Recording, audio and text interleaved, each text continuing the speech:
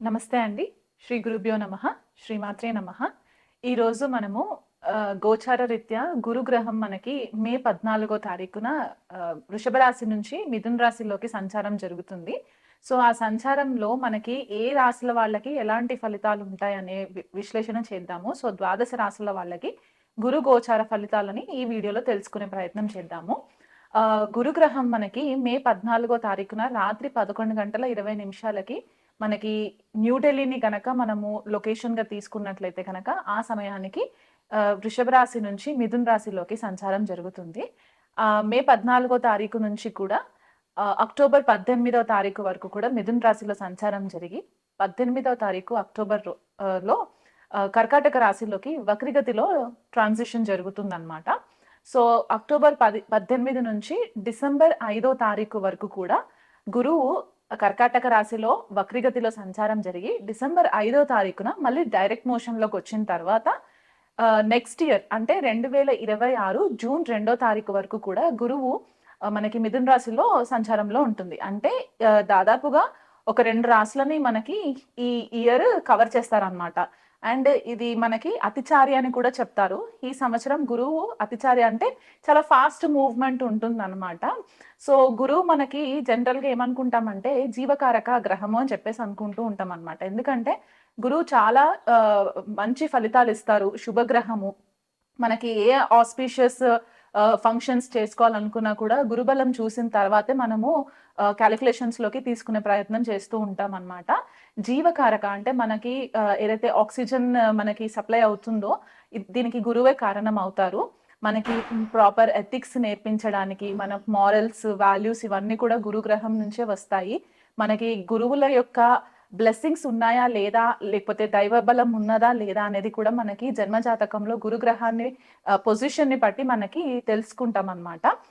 గురువు మనకి విద్యాకారకుడు కూడా అనమాట. అంటే మనకి విద్యకి సంబంధించిన మెయిన్ గ్రహం గురుగ్రహం అయిపోతారు కాబట్టి, ఒక జీవికి వీళ్ళు ఏ లెవెల్ వరకు ఎడ్యుకేషన్‌లో వీళ్ళు రాణించగలరు అనే ఒక విశ్లేషణ చేయడానికి కూడా మనకి గురువు గ్రహం ఒక క్యాలిక్యులేషన్ తీసుకోవడం అనేది ఇంపార్టెంట్ అయిపోతుంది. అది కాకుండా పుత్రకారకుడు.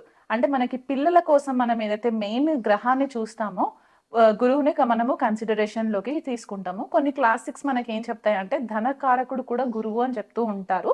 ఎందుకంటే ధనస్థానానికి గురువు కూడా ఒక రకంగా ఆధిపత్యం వహిస్తారు కాబట్టి, అన్ని శుభకార్యాలకి మనకి ఏదైతే మన లైఫ్‌లో జరగవలసిన శుభ ఫలితాలకన్నిటికి కూడా గురుగ్రహం చాలా ఇంపార్టెంట్ అయిపోతుందనమాట. సో, అలాంటి గురుగ్రహం యొక్క సంచారము ఈ ద్వాదశ రాశుల పైన చాలా ఎఫెక్ట్స్ ఉంటాయి కాబట్టి, అది ఎలా ఉండబోతుందనే విశ్లేషణ నేను చేస్తాను. సింహరాశి వాళ్ళకి గురు గోచారం ఎలా ఉండబోతుందో చూద్దామండి. సింహరాశి వాళ్ళకి గురువు పంచమాధిపతి, అష్టమాధిపతి లాభస్థానంలో సంచారము. లాభస్థానంలో గురు సంచారం అంటే చాలా మంచి ఫేవరబుల్ రిజల్ట్స్ ఇస్తాయి. శుభ ఫలితాలు ఇస్తాయి. ఇదివరకు నుంచి కూడా కొంతకాలంగా సింహరాశి వాళ్ళు అన్ని విధాలుగా నలిగిపోయి ఉన్నారు కాబట్టి, ఇది ఒక మంచి ఊరటలాగా అనిపిస్తూ ఉంటుందన్నమాట సింహరాశి వాళ్ళకి. ఎందుకంటే ఇదివరకు ఏవైతే లాంగ్ టర్మ్ గోల్స్ పెట్టుకున్న వాళ్ళు ఉన్నారో, అంటే దీర్ఘకాలికంగా ఎదురు చూస్తూ కొన్ని పనులు అవ్వట్లేదు అని అనుకున్న వాళ్ళు ఏవైనా ఉండిపోయి కోరికలు ఉండిపోయిన వాళ్ళు ఉంటే గనక, ఈ గురు సంచారం వల్ల వీళ్ళకి అన్ని ఫేవరబుల్ రిజల్ట్స్ వచ్చే పరిస్థితి మనకి గోచరిస్తుంది. మిథున రాశిలో సంచారము, అందులో లాభస్థానంలో సంచారం అంటే సింహరాశి వాళ్ళకి ఎలా ఉంటుందంటే సోషల్ నెట్వర్కింగ్ ఎక్కువ జరిగే ఛాన్సెస్ ఉంటాయి.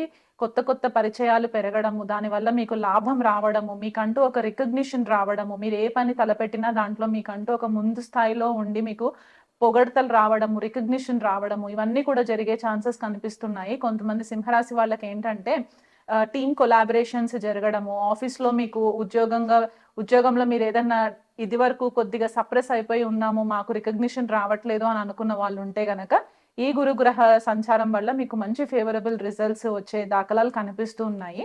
ఈ గురువు యొక్క మనకి గురువు యొక్క బ్లెస్సింగ్స్ ఇక్కడ మనకి థర్డ్ హౌస్ పైన పడుతుంది. అంటే లాభస్థానం నుంచి తృతీయ స్థానం మనకి తులారాశి అవుతుంది కాబట్టి, మీ మీకంటే చిన్న వయసులో ఉన్న తోబుట్టువులతో కూడా మీకు మంచి రిలేషన్స్ పెరుగుతాయి. మీ సబ్‌కాన్షియస్ మైండ్ యాక్టివ్ ఉండే ఛాన్సెస్ కనిపిస్తాయి. పిల్లల ఎడ్యుకేషన్ పట్ల కూడా మీరు చాలా శ్రద్ధ వహిస్తూ ఉంటారు. మీ క్రియేటివ్ స్కిల్స్ పెరుగుతాయి. అంటే ఇదివరకు చక్కైపోయి ఉన్నాము, లైఫ్ ముందుకు సాగట్లేదు అని అనుకున్న వాళ్ళకి ఈ గురు యొక్క బ్లెస్సింగ్స్ వల్ల మీకు ఈ పూర్వ పుణ్యం కూడా కొద్దిగా యాక్టివేషన్‌లోకి వచ్చే ఛాన్సెస్ ఉంటాయి. ఎందుకంటే ఆయన దృష్టి పంచమ స్థానం పైన పడుతుంది కాబట్టి పూర్వ పుణ్యం యాక్టివేట్ అయ్యే ఛాన్సెస్ కనిపిస్తున్నాయి కాబట్టి, ఆ విషయంలో కూడా మీరు ఇదివరకు ఏవైతే మంచి పనులు చేసి ఉండుంటే గనక అవన్నీ కూడా ఇప్పుడు మీకు ఫ్రూట్స్ అన్నమాట. మీకు ఇప్పుడు రిజల్ట్స్ అన్నీ కూడా మీకిప్పుడు వచ్చే ఛాన్సెస్ కనిపిస్తూ ఉన్నాయి. భార్యాభర్తల మధ్య చాలా సెపరేషన్ ఉండిపోయి, లేకపోతే ఒక రకంగా వాళ్ళకి మనస్పర్ధలు ఏర్పడి, భార్యాభర్తలు కలిసి లేని వాళ్ళు ఎవరైనా సింహరాశి వాళ్ళు ఉంటే గనక అవి కూడా కొద్దిగా తగ్గుముఖం పట్టి, మీ ఇద్దరి మధ్య మంచి ప్రేమానుభూతులు పెరిగే ఛాన్సెస్ కనిపిస్తూ ఉన్నాయి. అండ్ పార్ట్నర్‌షిప్ బిజినెసెస్ ఎవరైతే చేస్తూ ఉంటారో సింహరాశి వాళ్ళకి, ఆ పార్ట్నర్‌షిప్ బిజినెస్‌లో కూడా మంచి లాభాలొచ్చే ఛాన్సెస్ ఉన్నాయి.